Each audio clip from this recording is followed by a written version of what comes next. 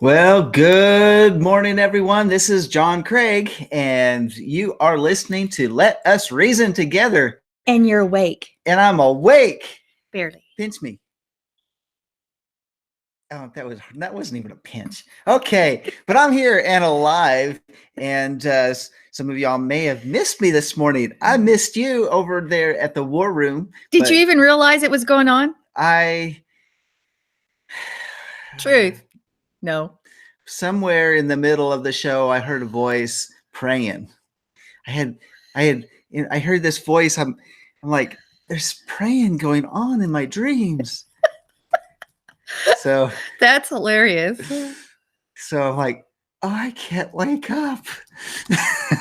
So there's more to that story, but let's get going here because I need to do the introduction because you need to know who we are and what we're doing here. Or I am. Well, I'm going to just go ahead and introduce my co-host that's sitting next to me this morning, my beautiful bride, Miss Sandi Craig. Good morning. Good morning. It's good to have you this morning. Well, I think I'm it. You're it. And we had a cancellation, and so James is not able to make it this morning. So, James, we're going to miss you. He's got stuck at an appointment that he's not able to get out of. So you get the Craigs today. So it's us, and it's a good day. I was actually gonna just do it by myself. I was pulling things together to do a Reason show. Remember, I was originally a host of Reason, so that's right. So you know how to do it. I'm about to pull something together for Thursdays, but I'm just not there yet. You are a veteran. You can just jump on here. And I was going to jump. Going on. And then all of a sudden you popped out, and I says, I was planning on doing the show by myself. Oh. Nobody wants to do a whole Reason show with just one person, though. But I was going to do it. I was going to do it. I could have emailed you my script.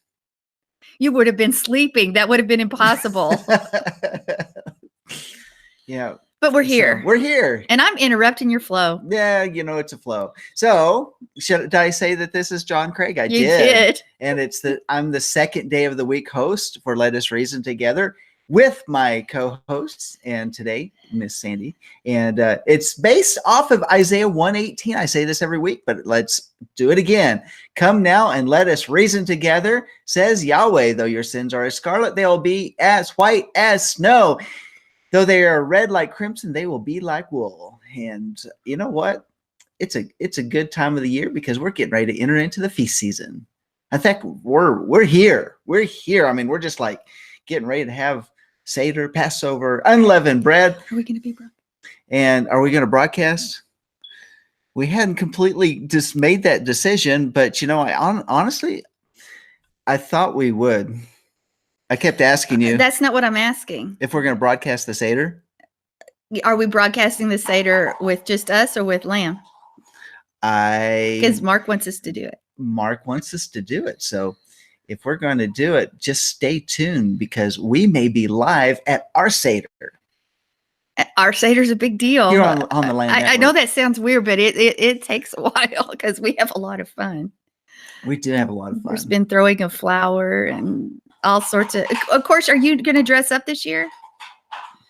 We usually have this big table where, I was about to say pastor, where John dresses up, and we have 11 other men that dress up, 12 other men, and y'all sit at this big table on stage, and that's fun. I love that. On the ground. On the ground, that is. You're sitting at a table that's on pillows. On the ground. On pillows. And by the way, this thing right here is a result of Pesach. Several years ago.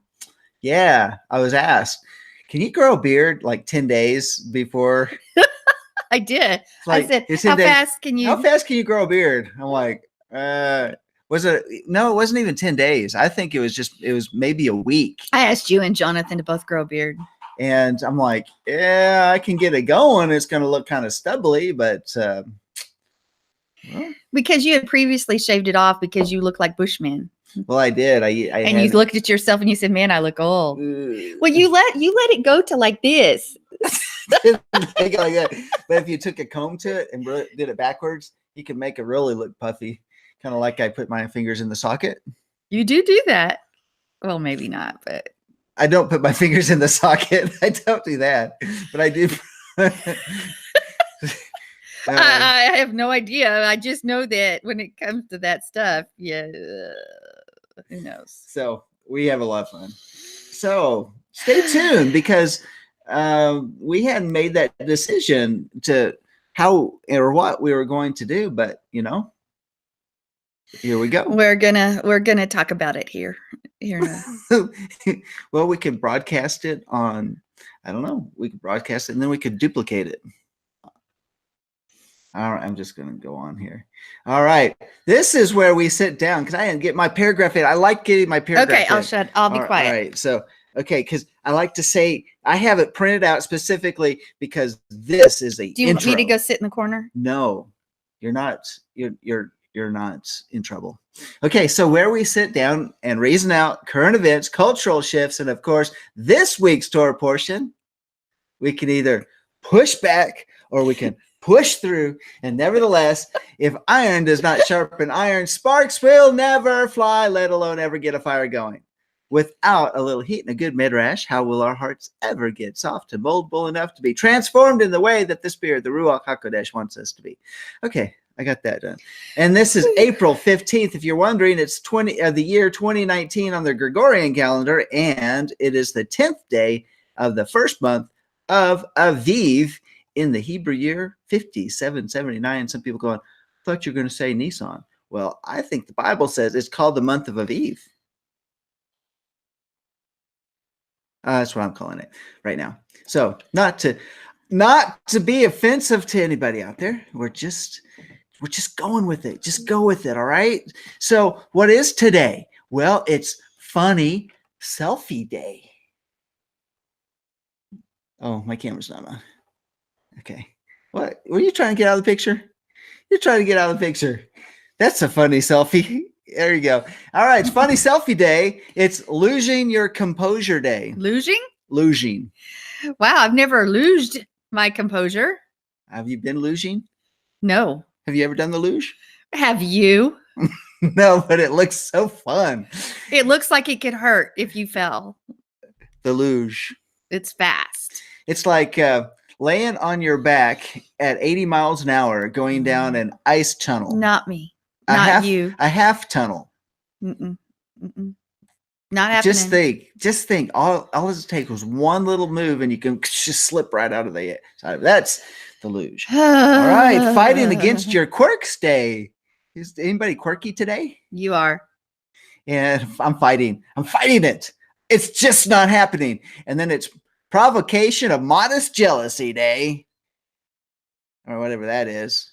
I scratched the next one out. Let's go to it's Boston Marathon Day. It's certain circles call it Holy Monday because it's six days before the celebration of Ishtar. Some people, I don't mean to be mean, but it's Easter, which is translated from Ishtar, but it's been translated and it's been Christianized, and so they call it Easter. Resurrection Day is what some others people call it. I'm going to get out of this hole. Let's move on. It's Income Tax Payday. It's Jackie Robinson Day. It's McDonald's Day. Dun, dun, dun. And it's, what is that for? Micro Volunteering Day. It's National, I'm going to skip that one. It's National Gripers Day. National Gripers. Do you know what National Gripers Day is, Miss Sandi? It's when you're allowed to gripe about those things that they're just annoyances. And so you just say, kind of like, who didn't put the cap back on the toothpaste? I've never heard that. All right. Because I always put the cap back on the toothpaste. Who's been squeezing the toothpaste from the middle of the tube? You've told me that. They have. I griped. I don't know if it was on April 15th. Day though. So now we both have our own toothpaste. You've been using that powder stuff. Honey, I've been out of the powder stuff for 3 months and I've been waiting on you to give me more. Then we need to make that happen, don't we? It's National it's National Rubber Racer Day. Rubber Eraser Day. I put the E on the wrong word. Is that what happens at 5 o'clock in the morning when you're? That's worse than dyslexic. It's taking one letter from this word and taking another letter from this word and swapping them.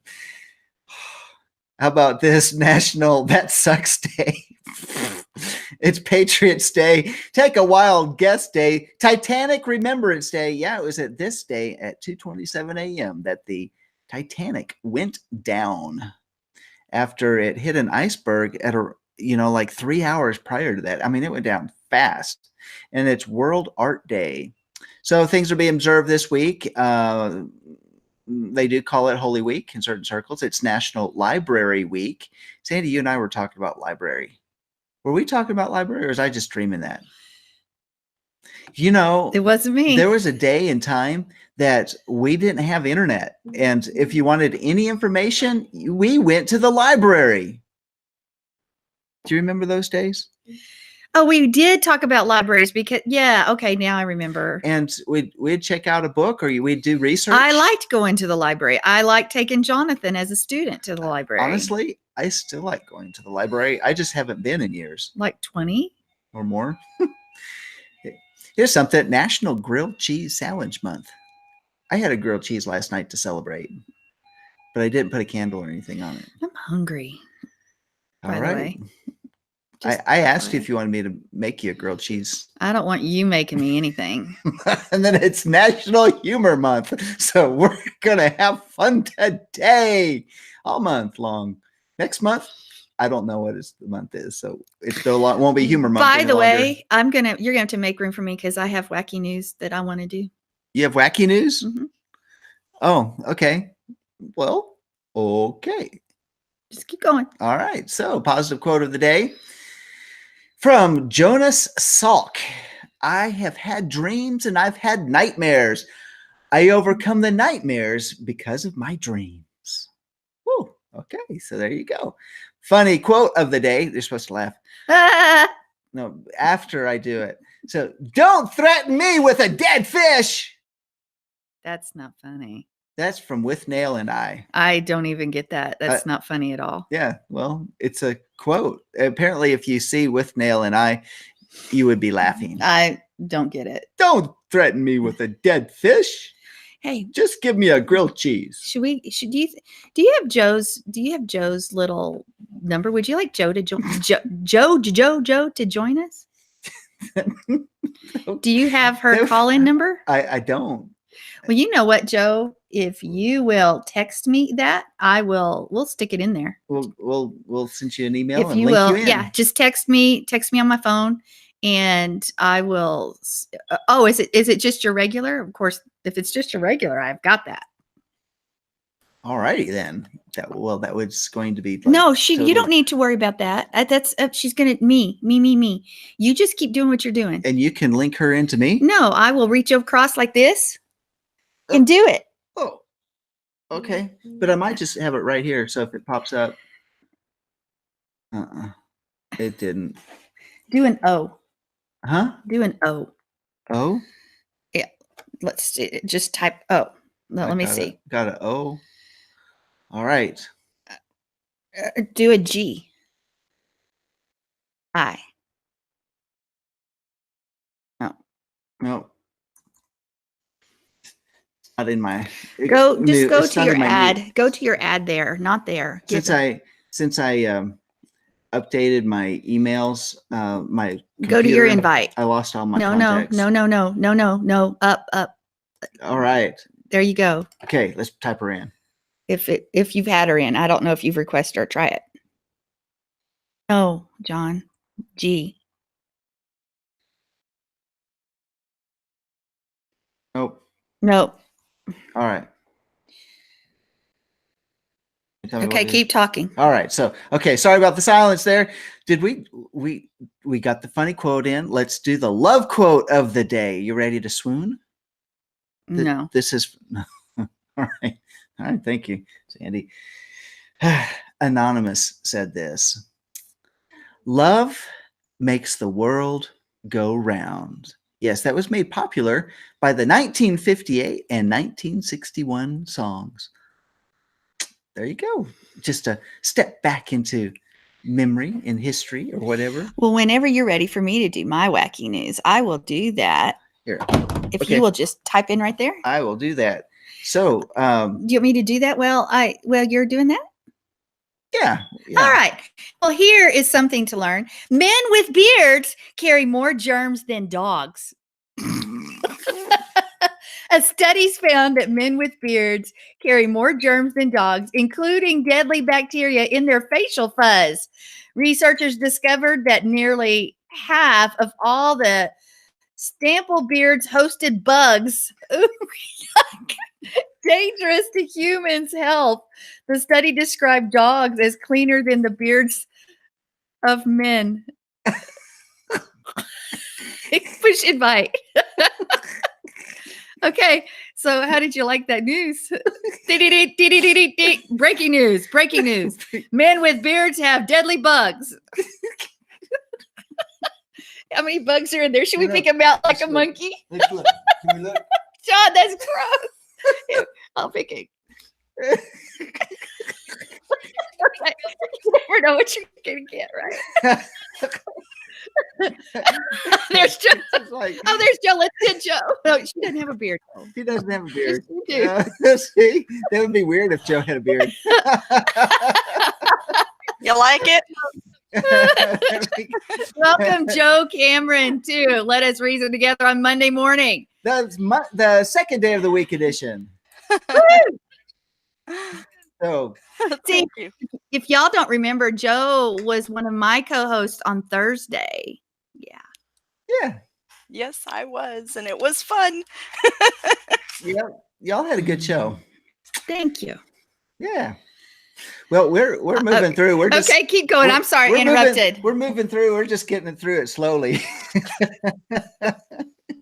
So, all right. Hey, things that happened on this day in history. In 1817, the first American school for the deaf opens in Hartford, Connecticut. Isn't that interesting? How about this? 1865, Abraham Lincoln dies 9 hours after he was shot attending the play Our American Cousin at Ford's Theater in Washington. Wow. It was this day in 1865. Also, in 1878, Harley Procter introduces ivory soap. Who's the ivory soap user out there? I don't use ivory soap, but that's not too. I did back, I think. Back in a certain time. Maybe. I can't use ivory soap. It makes my skin break out. Me too. Yeah. You're such a sensitive boy. It's just one of those things. Just is. There's certain soaps that do that. And so I don't know. I think it's because it stays on my skin and it makes little bumps and they itch. There you go. There's my story. And then in 1912, I'd already talked about the RMS Titanic sinks at 2:27 a.m.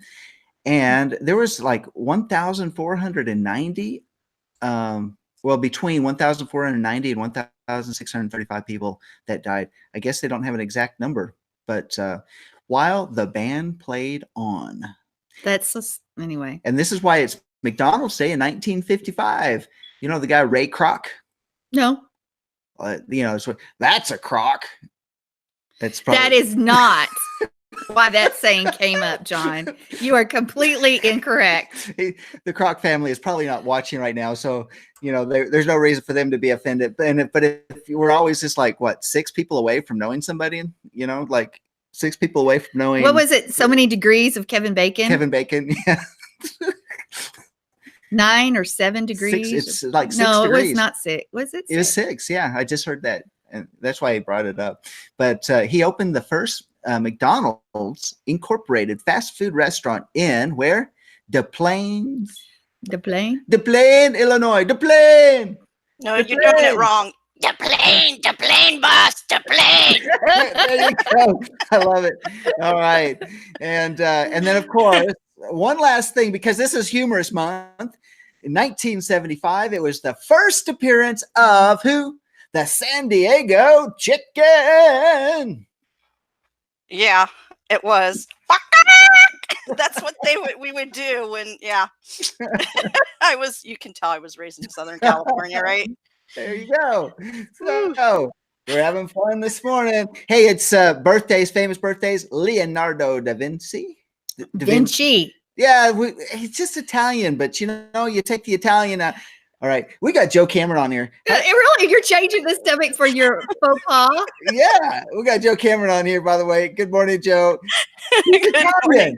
She's got an Italian background. No, Espanol. Espanol. Oh, I thought it was Spain. Italiano. My mother sounds like an Italian in her accent. The Spanish and the Italian, their accents sound the same. I was trying to always figure this out. If you were from Italy, why did you keep speaking Spanish? John, would you just get back on your stuff? You're way off. Leonardo da Vinci. All right. And who is he? A painter, scientist, and visionary. And so he lived to age 67, and including he had designs for the flying machines, a tank, concentrated solar power, and an adding machine, the double hull, and a theory of plate tectonics. Okay. Yeah. I thought that was just interesting. He was born on this day in 1452. So Nikita Khrushchev.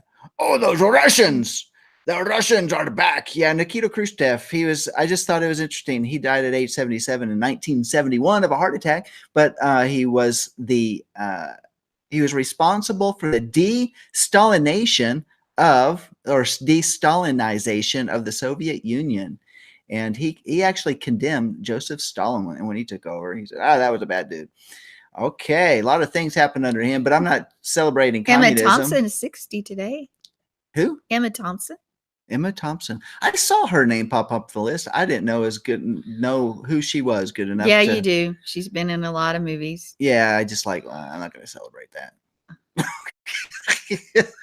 All right. So, how about some lighter? Since we've been talking about all this heavy stuff, we're going to talk about the lighter side of things. We've been talking about heavy stuff. So we're going to jump. Did you just snort? It did. Snort again. No. You might get that later on. So let's jumpstart our brain. Some wit for the day. And let's untwist your brain with points to ponder. What are you doing to me? Trying to make you snort. So here's some funny news headlines that have been on. So we might say this is cue to laugh. All right. This is one headline. Something went wrong in plane crash, expert says.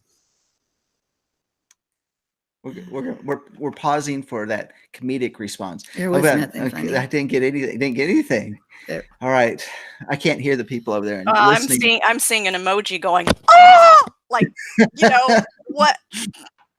Really? Right? So these are dumb headlines. These are dumb news lines. These are dumb. It says funny news headlines. Dumb. Okay, here's one. But these are real headlines that they pulled off of real. I don't know if they're real this one, newspapers. they're stupid. All right. They're stupid. I'm reading them right now. All right. Cold wave linked to temperatures. Dun, dun, dun. Really? Yeah. Somebody would actually put that as a headline? Must have been a millennial. All right. Must have been What's that lady? No, I just lost all of our millennials. Okay, what is that lady's name that you court? It would be because she says stuff like that. Oh, OAC, occasional, Ocasio, yeah, Alexandria Ocasio-Cortez, yeah, which I say Alexandria. No, occasional Cortez. No. Okay. All right. How about this one? Typhoon rips through cemetery, hundreds dead. Okay, that's funny. Typhoon rips through cemetery, hundreds dead. They found a bunch of dead bodies, decaying bodies, and bones. Think about that. That's really dumb because there's no people walking around putting houses on top of graves. That's really all right. How about this one? Juvenile court to try shooting defendant. Huh? Juvenile court to try shooting defendant. It's all on the emphasis. It's juvenile court to try shooting defendant. To try, to try. Oh, court. It's a court, court. Instead of to try shooting. Okay. Yeah, to try shooting defendant. Well, he was duck and cover there. Tried. Ever try? Ever try? Keep going. All right, I won't go if we say something. Don't try, do. Okay. War dims hope for peace. No, Yeah. really. Yeah. War dims hope for peace. Okay, here's the next one. If strike isn't settled quickly, it may last a while. That's dumb. That's dumb. Did that come from Ohio? It could have. I actually got this from a British website, but you like British humor, but it could have come out somewhere. I laugh at British humor. You love British humor. I don't get it most of the time. So there's this show called Sherlock that's on Netflix, or is it Amazon or Netflix? Netflix. It's Sherlock, and it's not funny. It's British, and it's hilarious. And Sandy's like, I'm sitting here laughing and laughing and laughing, and she's like, this is really depressing. I'm laughing. She's like, you don't get it. This is hilarious. All right, you're too far removed from. Maybe I didn't grow up in Europe. Your English heritage. No, it's not a European thing. No, English humor, even the Spaniards are like, what? I think it's hilarious. I used to watch this guy that was this comedian, and I would catch him. This is when I lived in Norway. I was growing up, and I'd either catch him on the radio, or I think that's how I listened to him all the time. Well, when my parents, in my senior year of high school, we were living in Norway, my dad got transferred to the Ivory Coast, and so he spent some time in London in preparation to go to the Ivory Coast. I think he was there it was a few weeks, and so my mom and I joined him over, I think it was Thanksgiving break. Yeah, we're chasing a rabbit trail, but this is just my story on British humor. So I'm there, and like, this comedian was live. Like, if you have like on New York City where Broadway is, and you have all the big theaters. Well, London's got all the big theaters and stuff. Well, he was live, and I got a ticket to go hear this guy. The guy had missing his middle finger, and I don't know how he lost his middle finger, but he sat there on stage with a glass of brandy and a cigarette, a stool, and a little table that he sat it on, and I laughed for 2 hours. I went by myself to this theater in London to watch this guy because I thought he was so funny, and he was live as well. He was. That's my story. All right, let's move on. Okay. Enfield, that's in London. Enfield couple slain. People suspect homicide. Police.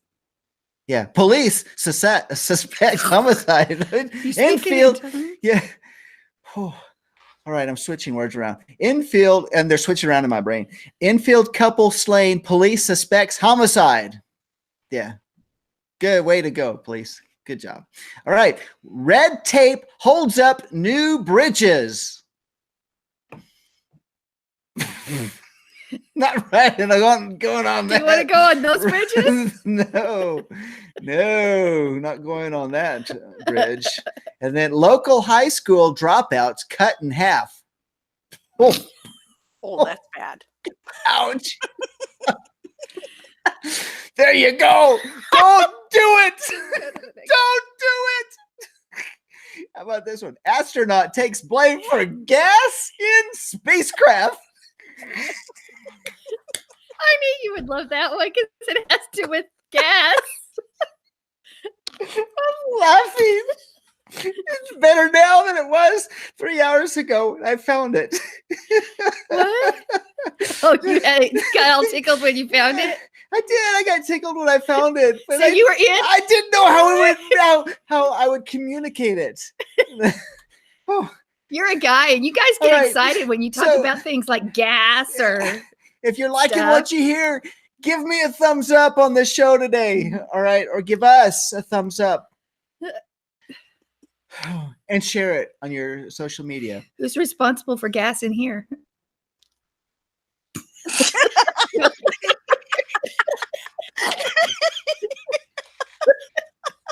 I'm joking. There isn't any, but I had to say that. Moving right along. Hospitals are sued by 7-foot doctors. All right, it's getting better. He's been in the back bedroom, right? Sucking in laughing gas. Right, Sandy? Just wait till my voice goes really high. Hospitals are sued by 7-foot doctors. You snorted again. I need to take a breath.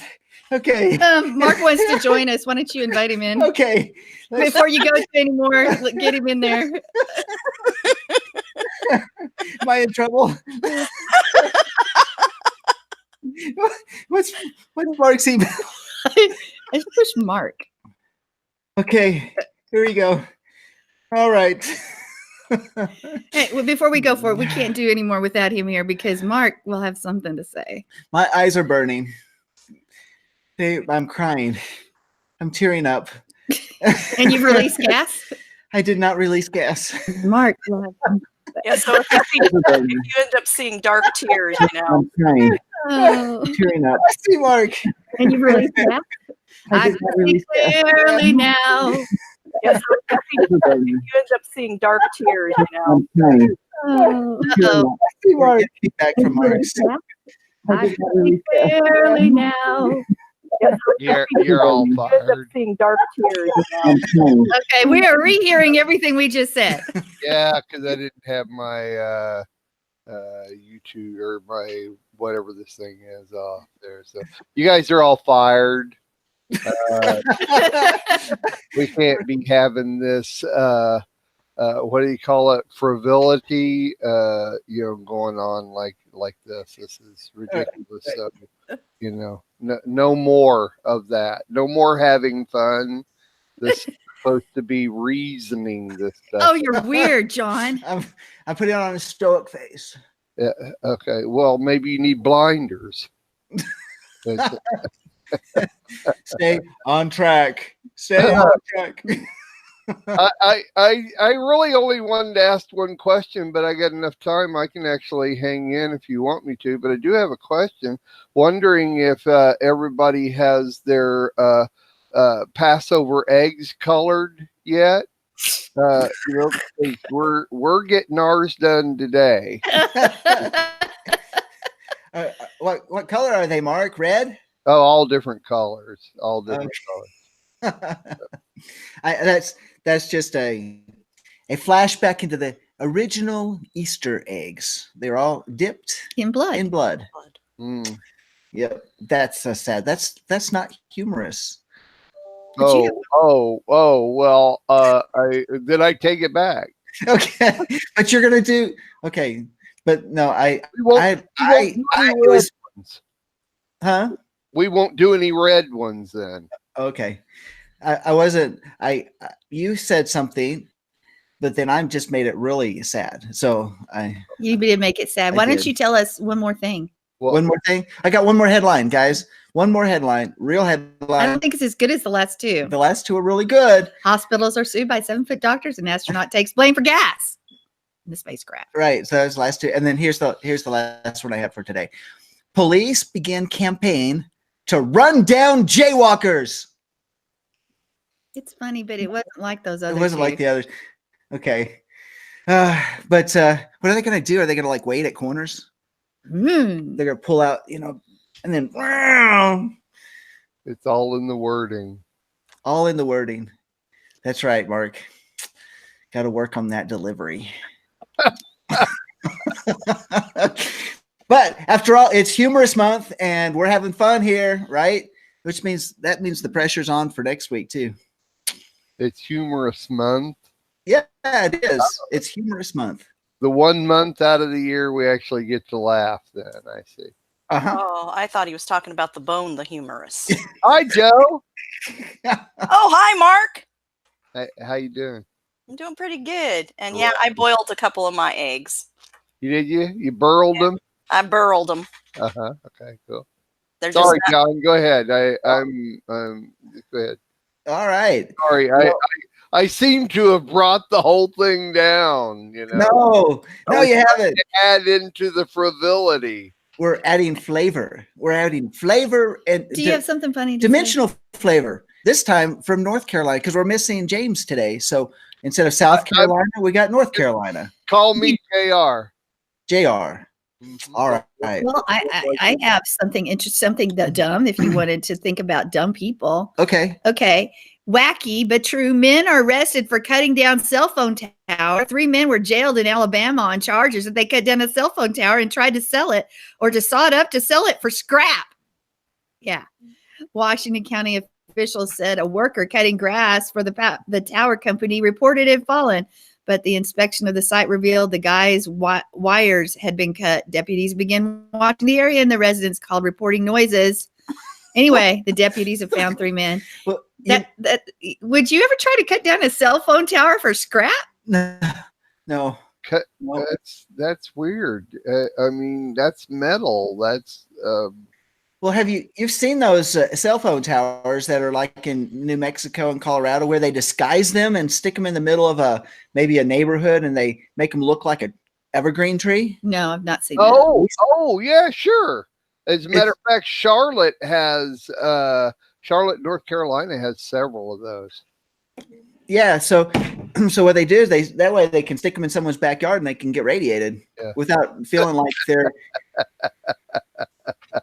It's true. I mean, don't live by a cell phone tower, folks. Do not live within a half mile of a cell phone tower because of the radiation that comes out of them. Always on a positive note, Art. Well, I'm trying to figure out how they didn't get shocked or electrocuted by sawing this thing. There's a lot of power. Yeah. Maybe that's why they got arrested. So it's like look around for men with their hair sticking up, right? Exactly. That's when the beard goes bad. Probably fry all those bugs. All the bugs that are in the beard. Did you hear my news? Did you hear my news about beards and bugs? Mark? Beards and bugs? No, I'm sorry. I've been busy, but I knew you were short some people and tired, and so I thought I would say. Well, I'll just repeat it. A study showed that they sampled the beards, and the beards host bugs that are dangerous to human health. And they said that the dog is cleaner than a man's beard. She was eating out of my beard earlier. I'm sorry, Sandy. I missed that. Read that again. I was busy. He's looking for breakfast. He's looking for breakfast. Second breakfast. Second breakfast. Breakfast, second breakfast, lunch, tea, supper, dinner. What else? I don't remember. Lord of the Rings type of thing. Oh, yeah. Second breakfast. Sean Astin always had fourth breakfast or something like that. Yeah. Yeah. That means it's almost like you're constantly eating if you have four breakfasts. We took a lot of time. Oh. Yeah, we're late. Are we ready to jump into the Torah portion? I mean, that's like one of the main reasons why we reason together is the Torah portion. Well, we just sort of took up the whole time, but I wanted us to focus on the blood. I don't want to, we've so many years we talk about Passover. I don't want it to get tired, but let's focus a little bit on the blood, because Exodus 12:22, and you shall take the bunch of hyssop and dip it in the blood that is in the basin and strike the lintel and the 2 doorposts with the blood that's in the basin, and it goes forth from there. Hey, can I just say something real quick? That really links. It's this week's Torah portion, but last week's Torah portion with dipping the bird in the blood and the hyssop and all that stuff and sprinkle it on the leper. Okay, go on. Yeah, we talked about that on Torah Among Friends. Yeah. John, it's your show, man. You don't have to say. Can I say something real quick? It's your show, dude. She gets a flow. I don't want to interrupt that flow, and so that's all right. Well, we need to remember that these apotropic rites were common among the pagans as well. We think that this was just brand new. Well, even the pagans used to put blood on the doorposts. because I know it's wild, isn't it? Isn't it wild? So they would put blood on their doorpost to ward off the demons, because they, blood represents life, and cut blood runs out, so life runs out. And so it was similar to the idea of Halloween and All Saints Day. The dead spirits would come up and wander, and bowls of food and undead would eat and leave the people alone. So that's what happened then, but they would put blood on their doorposts to ward off the demons. Now, what I want to say is just there's so much life in the blood, because it's all about the blood of Yeshua, and the blood of Yeshua is amazing. And we're going to sidetrack here, because I had somebody ask me a few weeks ago. They said, how did the blood of Yeshua cover, and they used the word cover, the sins for all of us for all time? Well, first off, there was an exchange. But when you look at the blood of our Messiah and we compare it to the blood that runs through us, there are so many similarities. Yeah, I'm talking similarities, lots of them. Because the blood of the person, we know there's life in the blood. And we also know, as you've said before, that you can have your blood drawn here or blood removed or an organ, but specifically we're talking about the blood. You can have it here or be sent off to Australia or something, and it's going to interact the way you're interacting right here. It's like there's no distance, because there's life in the blood. Right. That should give you hope, because there's life in the blood of the living Messiah. Yeah, hallelujah for that. Life in the blood. So, which is interesting. We cannot be separated from our blood can be separated from us, but time and distance keeps it alive. I mean, in spite of the time and the distance, it'll still stay alive as long as we're alive, and they don't like pour it out or anything, as long as it's preserved. Exactly. That's just really awesome. It is awesome. And that how that works is like you can be sitting there and you can have a certain stimulus. Like they've tested this. Someone's watching a scary movie and they're frightened, and the blood all the way across the world in Australia will respond as the person is responding. I just think that's totally amazing.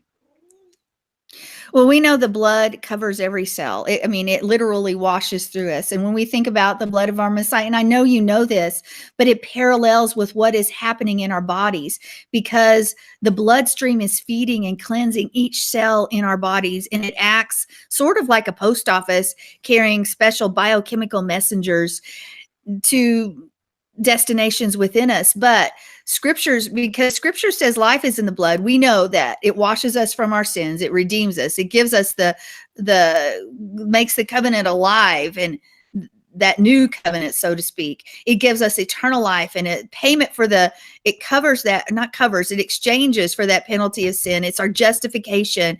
It draws us near. That's what we talk about when we talk about the sacrifices. Sorry, there's a cat in the way. And it also gives us the power to overcome.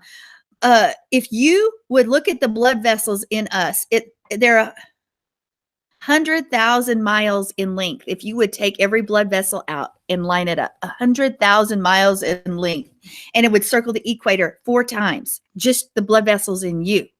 That is amazing. Mark's looking. But we've got to remember, just as the blood never stops working, the blood is constantly cleansing. When that blood was put on the lintel on the Passover, it was literally, is when you look at the word Pesach, it's like jump or hop, that Messiah was hovering with us while he was taking care of everybody that didn't have the blood on the doorposts. But we've got to remember, here's where the kicker is that every cell in the human body is dependent upon the bloodstream. Every cell, its nourishment and its life. And it's the same with us as believers. That's why it's so important that we're united. We try to divide ourselves. If a cell divides itself from the body, it's dead. It has no purpose anymore. And with the body of Messiah, he designed us so that all of us are dependent upon each other. It's about his blood, because his blood brings forth life. Yes, we saw the blood of the lamb posted on the on the doorposts, but it's the blood of the lamb that brings forth life. And do we all know this? Yes. But if the study is so fascinating, it would take a lot of time, but go into each aspect of what the human blood does. Maybe we'll do that one of these days on walking, and you compare it to what it happens in the body. It's so amazing. It just opens your eyes to the amazing power of the blood of Messiah. And in Messianic circles, we sometimes forget about the blood. We talk about a lot of things, but not about the blood. It's about the blood. It's about him. It's about Yeshua, his lifeblood. You know, when we divide ourselves and we try to do our own thing, ultimately it just brings death to the body. But when we realize as individual believers that we're cells in the body and that we're washed in the blood and that there's an exchange that's happened, that it is our provision. The blood is our provision. And we can't look at are there blood things that go on in the demonic world, in the world of evil, and those that come around? Absolutely. But none of that blood matters. None of the blood matters. It's only the blood of Messiah that saves, redeems, set free, causes us to overcome, brings forth life where there is death, brings forth something new, and keeps us going. And that is why it's so important that we are always walking together. We're walking together, arm in arm, and as one. Like, what is the movie, The Gladiator? Was that a movie? Yeah. And it was As One. I never saw it. Mark probably did. It's a good show. Never saw it, but I know that it's been used. They would come as one, put their shields up as one. They would move and they would be victorious. Yeah. Gladiator, good show. As one. And you know, when we think about it, our one body, but it's that one blood, and it's where we truly I have a cat all over me right here. But Echad is where we become Echad. So, but think about this. In the human body, when blood fails to feed any part of the tissue, whether it's microscopic or a big area, what happens to that tissue? It dies. So when we fail to take hold of Yeshua, we will die. And we die. Yeah. You know, it saddens me that there's people that walk away from Yeshua. They start pursuing the Hebraic roots of their faith, and they get caught up in Judaism and convert to Judaism, and they walk away from Messiah, and that's just very sad to me when someone would do that. Well, you know, blood can be tainted. For example, my father went through lymphatic leukemia, which is a blood disorder, like a blood cancer. And what they did is they gave him a transfusion that was clean blood into his body and brought forth more white blood cells because his white blood cells were weakened, which white blood cells are soldiers. They're the ones that protect us, just like Yeshua's blood protects us.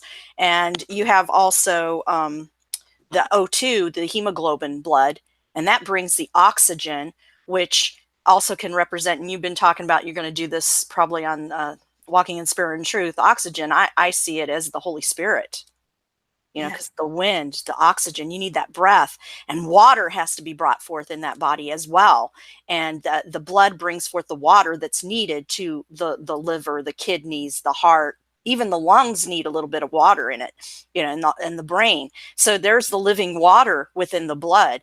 And what happens is a non-believer, their blood is tainted, but then the Father goes and does like a transfusion of his blood within us, and that blood cleanses and battles within us so that we could have the blood, the true living water, the true living. Oh, Joe, you just got muted for some reason. Sorry about that. I don't know what happened. Anyway, so, you know, so we have that true living water and everything of Yeshua. So what happens is during the time we're still on this earth, so we're going to have a lot of battles within us. So we have those warriors within us that are going to do the battle if we let them. And if we do not have that living water and Yeshua's blood within us, like we said earlier, we will die spiritually, just like a part of your body. If the blood is not going to your big toe, for example, and you're not getting that blood supply to that big toe is going to end up rotting and falling off and dying. And it's the same with the blood as well. It helps all the body, and every blood cell is an individual blood cell. Well, his children, us, we're individuals, but we work together for the good of the body. And leukemia, when you have this leukemia, the blood cells fight against each other.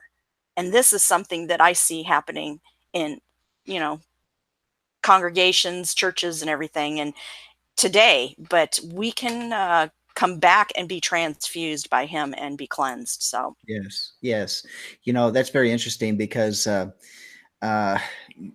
fighting of the blood together. Wow, that's just a lot of times people, when you have that fighting within a congregation, instead of using that as an opportunity to mature and to grow, they just leave and they go, they'll start their own group, or they'll go to another group, or they just never come back again. They just disappear. And that's really sad, because that's what Hasatan wants us to do, he wants to kill us. He wants, by dividing.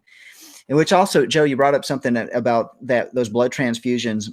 We had a gentleman that he required I don't know how many blood transfusions that he had since from the time that we knew him, but he had some type of rare blood disease, and it would require him to get blood transfusions. And when you put someone else's blood in your body, he said there for about a week after he gets someone else's blood, he will have like weird dreams and nightmares and all sorts of stuff, because there's stuff attached to the blood. Absolutely. Yes, that's true. But one thing that he probably forgot to do that my family did is, before the transfusion, we always prayed and asked the Father to block that. Yeah. But my father did have cravings of things he's never had. In fact, things that he doesn't like. He was like, I was craving things. I ain't eating that. And he was craving things he did not like at all. It was some really unusual things, but he did not get the demonic things, because he made sure that he prayed, and that's good. More were together before that happened, because we wanted to make sure we didn't have that issue. So yeah, I agree that happens. That midnight craving for escargot. Mark, no, it was Brussels sprouts. Yeah, that's all right. I love Brussels sprouts, but Dad doesn't like them. So anyway, just don't boil them. Ugh, yeah, no. Just don't boil Brussels sprouts. They smell at the house. Mark, what are your thoughts on the blood? Mark, you're muted. Oh, are you talking to me? I'm JR today. Oh, JR. Yeah. Okay. I had my hand up because Joe was talking about a foot falling off. I was wondering if she. No, actually, my thought is that there's power in the blood, power in the blood. No, there's life in the blood too. Everybody sing. No. And I also want to say that there's no blood on my lentils. Be sure everybody knows that also. So, and Sandi was talking about how the pagans did the same thing, putting the blood over the doorpost. Do we consider, what do we consider a pagan? Then were pagans before the children of Israel was in Egypt, or do we consider that? Yes, it was before that time. In other words, it wasn't something new. What's that? When the children of Israel put blood there, it's not something that was brand new to the time. Right. So there were societies all over the place doing that, and so to compare doesn't make any difference. I mean, in my book, if it was God's command that they do that, God wasn't doing that because the world did that. God had his specific reason for doing that, just the same as anybody else does, and that doesn't match up, but I get what you're saying. I'm just saying that, there's always a specific reason, no matter what religious society or belief system or whatever. It's got to do with that individual belief system's reason for doing that. And we all do know that there is no other God on this planet. There's little gods, but those little gods are what's made up in a society's mind or an individual's mind. And so to me, I always keep track of the fact that it's it's our God. I mean, it's the only God that there is the only one true God. And so whatever he puts forward has no bearing on any other belief system and what they do. But you're right, they did. It's just that I find, and I've had feedback from people, that when you compare something that our God commanded and we bring forth that other belief systems also did the same thing, which is true. And it's good to do this, but to clarify, because a lot of people will start thinking that, and they do, because so many people's minds just go everywhere. It's like, well, so what was God trying to say to these other people? It wasn't God trying to say something to these other belief systems. And so I've heard people say that, I do get, for instance, like the plagues. The plagues were there because he was dealing with the individual little gods of that society. And it's the same thing when he gave Torah at the mountain. It is recorded in, history, or I can't think of what it is, but it's recorded that around the world, all societies, all belief systems knew that this had happened at that time. And so, yeah, God can do it, but it doesn't necessarily mean an individual instance means that. Well, I think we forget that I believe Torah was spoken out at the beginning, because there was light, and light is Torah. So the Torah has been there all along. And we keep thinking that God's in this linear timeline, and he's not. So in reality, it is all these other cultures are still counterfeiting what he has put forth. And so true. It is true. It's just important that we clarify. I agree. When we make specific statements, because in the 26 years that I've been walking Torah, I have heard so many people take a statement, just a blank statement made like that people, and I'm not saying that what you said was wrong. I'm just saying that I have learned over the past that I make an overemphasis of clarifying that it wasn't necessarily God patterning after something else that another belief system had done. I would, I understand what you're saying, Mark. I think, and I was thinking about what you were saying, what Sandi was saying, and I was thinking, how interesting it is how that Yahweh would use a concept that the people of Israel wouldn't go, oh, that's weird. Why would I do that? But it's a concept that, like, okay, I understand putting blood on the doorpost. I understand it. But in this context, a specific reason that it had to be the blood of the lamb that they had brought into their house for 4 days. And that it was that lamb that they slaughtered, that it was that lamb that they took the blood and put it in that little vessel and took the hyssop and put it on the doorpost. And they understood what people had done before. It wasn't an unusual concept. So therefore, now Yahweh, the King of the universe, was telling them to do this. They've walked through the plagues. It's like, well, we understand that concept, but this time it's for life. It's the protection of life, and it's to protect their family. and for which they were commanded. Now you're going to commemorate this event as well going forth. So this now distinguishes this event above and beyond any other event that had been done by the pagans or whatever. This one was the one that brought life. This is the one that protected the firstborn. And this is the mark of their deliverance that allowed them to leave Egypt. So, well, can I respond to that real quick? Yes, please. Because I actually wrote a book on this, and I did 2 years of research up to this point based on a lot of this. And this is one of the things why I'm trying to say this.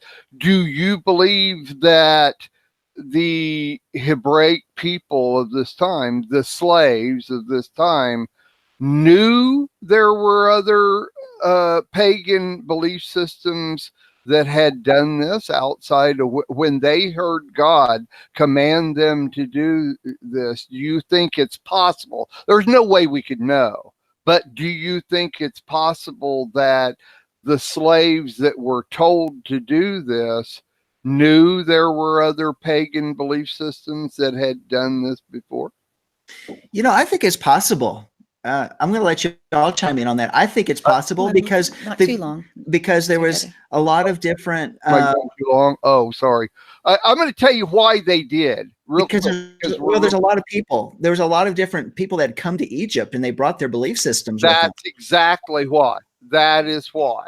And that was my whole teaching, is that the society they lived in, which was Quantir and Goshen, Quantir was full of people from around the world that had come to buy grain during Joseph's time. So yes, it's a good possibility, though there's no recording to tell us that, yes, they knew this. But yes, that's why. So good. And I'm just going to throw in there, if you guys don't know what book he's talking about, it's The Big X. And it is a really good book. I've purchased it. I really enjoyed it. Go on. And if you're a homeschooler, it'd be great curriculum as well. Sorry. Big X.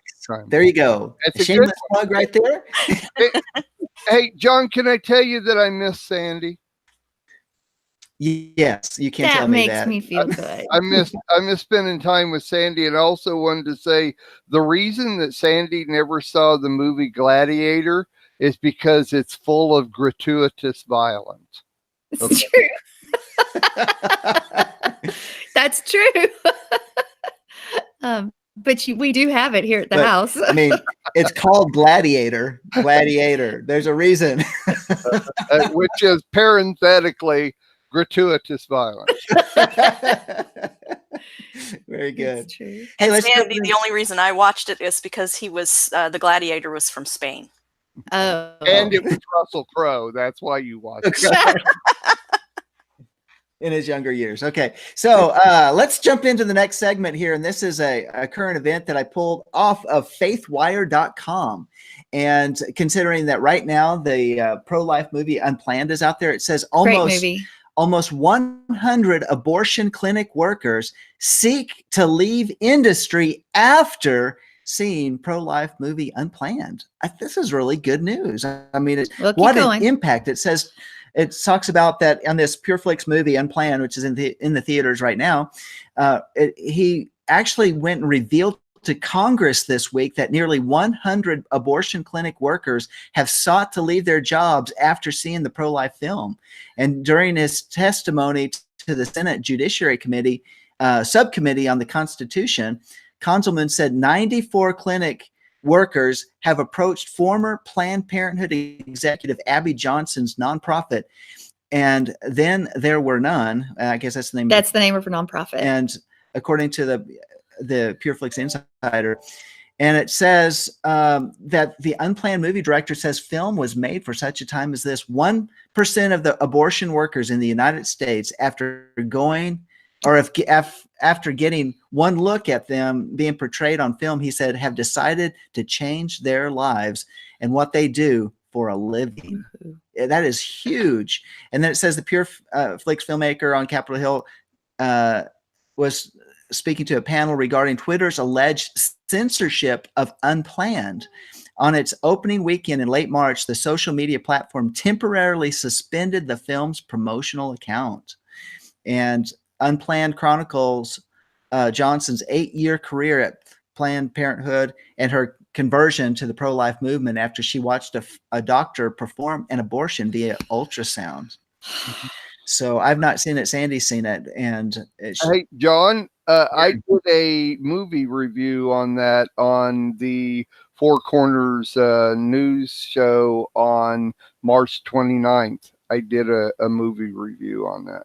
So if you haven't seen that, you might want to go back and watch that. And shameless plug, but I'm not doing movie reviews on the news show anymore because I'm going to start my own individual show on the Lamb Network doing movie reviews. Oh, how awesome. It's going to be called Messianic Mark's Movie Madness. 4 M's, MMMM, Messianic Mark's Movie Madness. There you go. Hey, so you heard it first right here on Let Us Reason Together. That's breaking news on the Lamb Network. I want to say about the Unplanned movie, it is hard to watch that baby move around and fight for life as it's being killed and murdered. But we need to see it. We need to experience it, just like we watching Passion of the Christ. No, it's not exactly what Yeshua did. It was probably Yeshua bore far more, but it brings something home, and it makes talking points. It supports something that needs to be fed, not the junk that's out there. And it's a story that's going to change your life. Even if you already are pro-choice, which of course, pro-life, which of course we are, it really helps you put things into perspective. What is really going on behind those doors? And it also brings to mind, I love what they said in the movie, that having people out the wall on this other side of the wall of the abortion clinic praying affects the number of women that come in for abortions that when they're there. Wow. And we want to just stay in our houses and do nothing and pray there? No, go to the wall, folks. Go to the wall. Wow. Amen. Yeah, I'm reading the book. There is a book out there as well that she wrote first. And the book is pretty specific about the issue of when the baby was aborted there. But a lot of these people that are working in these abortion clinics, they're not in the back room seeing this. They're in the front doing the receptionist work, the counseling, because they're given a pamphlet of what to say, what not to say, how to say it, be loving and kind. And what, the enemy's counterfeit loving and kind is so different from Yahweh's loving and kind and gentleness and kindness. And so many Christians that do go out and protest, sometimes they do it out of anger, and they start telling that's what they should be doing it out of. But some of them are not. And because I've been to a couple of protests myself at abortion clinics, and there's some Christians that they start just spouting things that are not loving and kind. And that's something we need to stop doing.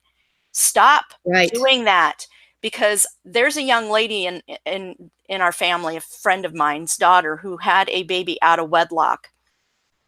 And she's a Christian girl. And a lot of Christians came up to her and says, well, you sinned. You need to get rid of it. That's wrong. That's sinful. That's the enemy speaking forth lies. This is a child. Yes, you sinned. You committed, fornication and all that stuff. You did that. It's done. But the Father blessed you with something. And through that blessing, this girl, she decided to keep her baby, and she decided to raise this baby. He's now 4 months old.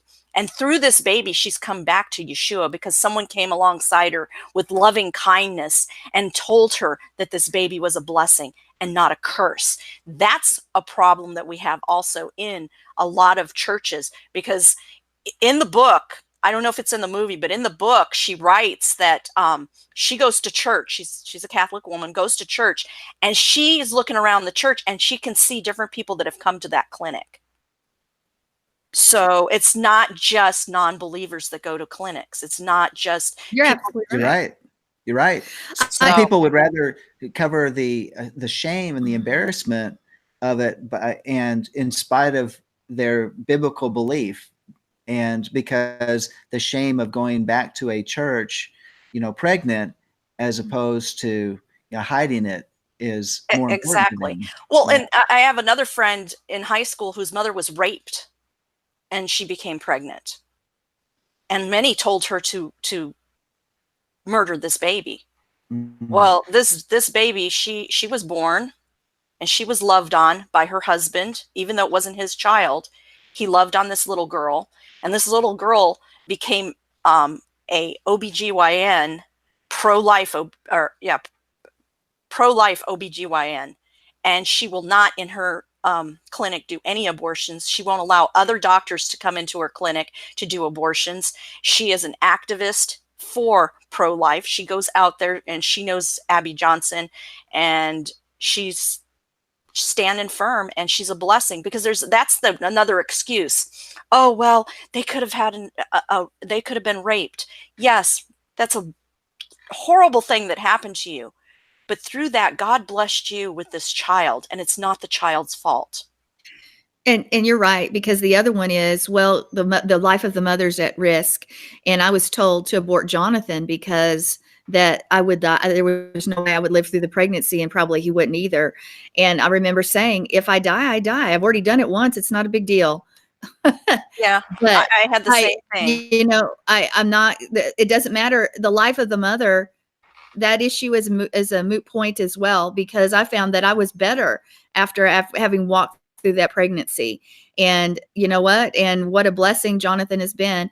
But that movie also shows the evil and the lie, how they lie about actually what goes on, how they destroy women, even on the table, and do procedures and never let anybody even know about it, because they don't want to have a bad reputation, because then it might be revealed what actually happens in those abortion clinics. So, Yah is the author of life. We are not the ones that should ever take it away.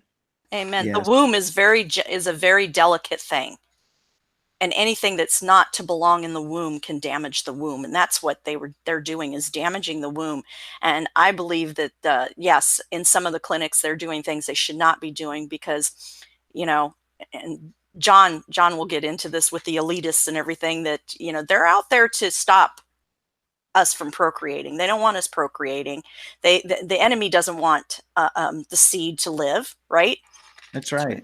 Well, and it's also, when you think about this, with Margaret Sanger, and her whole issue was eugenics, and it was originally set up to destroy the entire black race. I mean, they wanted to encourage it, set it up in these in the black communities, in the big cities, in the inner cities, and get these women to abort their babies and destroy these little baby girls and baby boys, so that they would not populate. And I mean, that's horrible, horrible, horrible.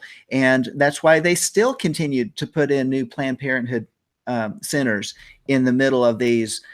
They don't put them in the suburbs. They put them in the inner cities. They put them in the communities where we have Planned Parenthood in the suburbs, by the way. Well, I'm sure they are, but here in Amarillo, it's right downtown. Well, it's also right on Bell Street, so that's not. In Toledo, Ohio, they kicked Planned Parenthood out. The city of Toledo does not have Planned Parenthood in their city limits at all. Now, outside the city limits, there are some Planned Parenthoods, but very few, because this is a big Catholic and very strict Catholic, not, modern Catholic, very strict Catholic community in here, and also Jews as well that are here. And they said, get out. We don't want you. The people voted them out and kicked them out of the city of Toledo. And that's something that each city needs to start doing. Yeah. And I don't know if you saw this, also an article that Planned Parenthood's trying to do is in California. Student ID cards are having Planned Parenthood's phone number on them from age 12, and even wanting to do it in Christian schools, mind you. So we need to today, not just about unborn, but we need to protect our children, period, because look at what they've been passing as well. The killing the baby after it's born. I mean, This is getting crazy. This is almost like the time of, like we're talking about Passover. This is like Pharaoh throwing the children in the Nile. We are doing in this country almost the same thing, but in a different way. Yes, the celebration of death. Since New York passed that bill and they lit up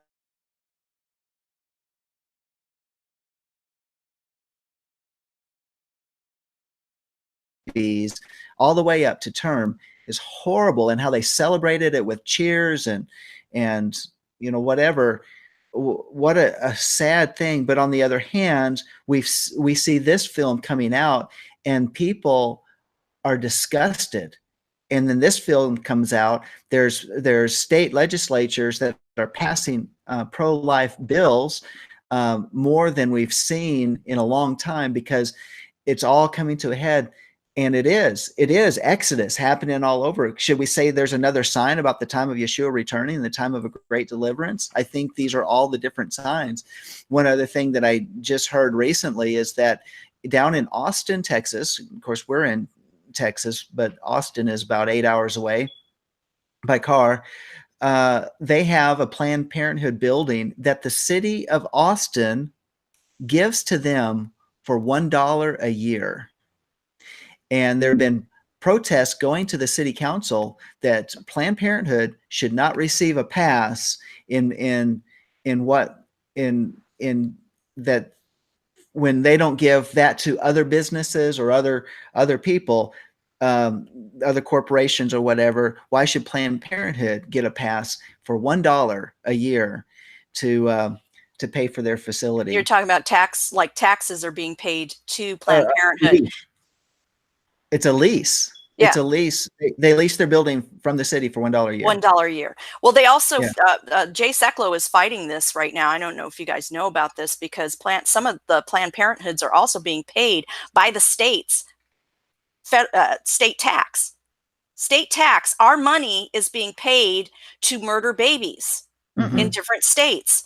And at this time, Jay Sekulow and his group are fighting this, because this is, we should not be paying for this. This should not be something, because we need to fight this, people, because this is blood on your hands as well. You pay taxes. Today's tax day. You pay taxes. Blood is on your hands if you don't start fighting this and start telling your congressmen, your governors, and all those that have passed. Because in the state of Ohio, we passed the heartbeat law. It is passed. If the baby has a heartbeat, you cannot touch it. Yes, it's murder. Yep. I just did a recent thing on Four Corners News. I think it was maybe last week's report, and about the Living Waters Ministries has gone out there with their 7 questions, and with those 7 questions, he's been able to get people to switch from being pro-abortion to pro-life. And except there's always those, so their hearts are just so hard, they don't care. But understanding that in that article that I brought out is that the heartbeat begins at 6 weeks. And it can be detectable at 6 weeks. Detectable. I would say detectable is the word. So very, very interesting. But yet still the DNA of the baby can be found in the mother's DNA, and the mother's DNA can be found in the baby. There have been there's even times when they will run a DNA test on a person and it matches a woman. And when they go trying to figure out who they're talking to or who the DNA is for, they find out that this person, this man or woman, and they find the other DNA, it's actually the mother of this person. So even before the heartbeat, it's the mother and the baby are exchanging DNA. So to me, that ought to be the deciding factor, is that right there is probably from inception, you're exchanging DNA. Yes. Very interesting. Which is, these things are working themselves out. I love to see the advancement after all these years since Roe versus Wade, that we're seeing finally some huge steps forward. And it reminds me of something that I think it was Dr. Ted Broer was talking about, how when that egg is inseminated and that sperm and that egg come together, that there's a spark of life. It's like, boom. Well, there's no question. There's life right there. And, you know, all the more reason. It's not just a heartbeat. It's from conception. Right. Well, hey, you know, this really brings us to the end of our time of Let Us Reason Together. Make sure you got the blood on your lentils. It's blood on the lentils.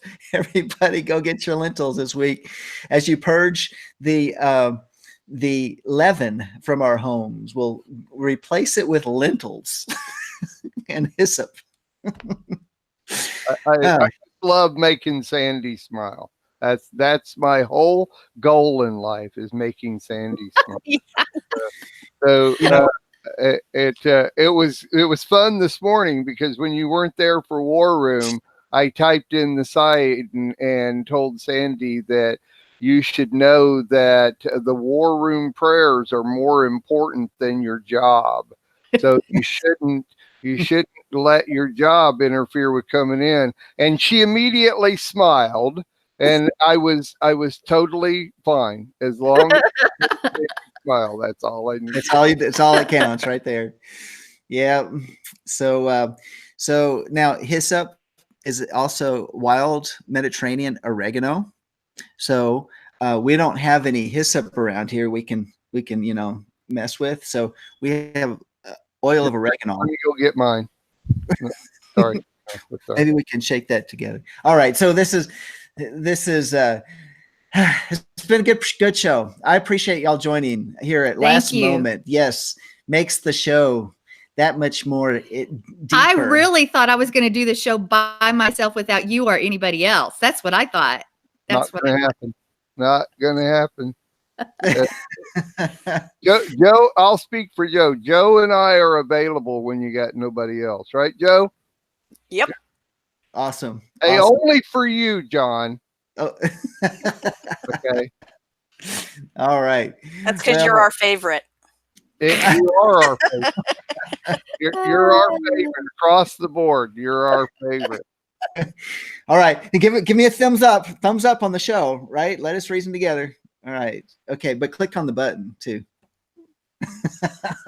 Sometimes, because I put the news together on Thursdays now and we're not doing Planet, I feel like I've replaced Sandi with you. Oh. Nobody can replace Sandi. I don't think it's worth it. But go ahead. I'm not saying that I'm not going to pull something together for Thursdays. I've just been trying to figure out how to put a group together that's not already on every other show. And yeah, that would be good. Same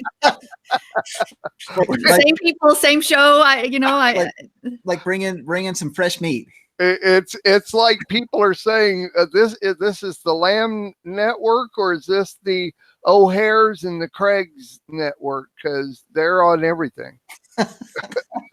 No, no, nobody said that. I'm just joking. It's just as I'm putting things together every week for the next week's shows, it's like, where are all of these? How come I get?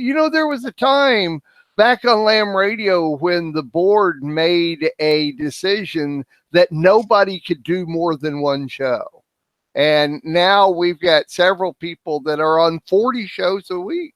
Like, what's up with that? Anyway, it's gotten out of control. Yeah, Sandi, it'd be good if you could put together people that aren't doing anything else. I just hard because the people I know, I'd like to take my girl back and say, you can't do the shows you're on. You got to be with me. That's what I would like to do. But that would be wrong. Say, you were mine first. And then I kicked her off. So, you kicked me off, Mark. I'm joking. No, we didn't. You didn't kick me off. We just changed it, and the planet to be back. And we just it always goes into hiatus. Planet will be back. There's nothing like Planet. I mean, The spaceship is in dry dock. yeah, It needs repairs. You're good for doing news this week, even though it's tight with Passover and everything, right? yes, Okay. yep. That's what he loves, Mark. Can you not do it at 3 o'clock in the morning? He will do it at 3 o'clock in the morning because that's the only time he has. Okay. But I'm always looking for those great articles, things that have shelf life, things that do not just get lost in the news cycle after one day. I know. I'm with you. So, are we still on air? Hey, everybody! How you doing? Everybody, we're having our own conversation here. Yeah, we should close out. Yeah, and then we can still be on air. Yeah, we can be with that. each other. All right, so you have been listening to Let Us Reason Together, the Monday edition. Don't want you to forget about tomorrow's edition of the Chameleon Church with Alan Aguirre. So come back and join him and his co-hosts. For that, I want to say be excellent to each other. And until next time, shalom. We are richly blessed to bring you what we believe is the fullest, most diverse, yet up-to-date progressive teachings, discussion, and prayer programming you can find anywhere on this planet. Be sure to take the tour of the MessianicLambRadio.com website. I'm Susan Hoogie, thanking you for joining us on the Messianic Lamb Video Network. Don't go away, your show will start after a brief pause.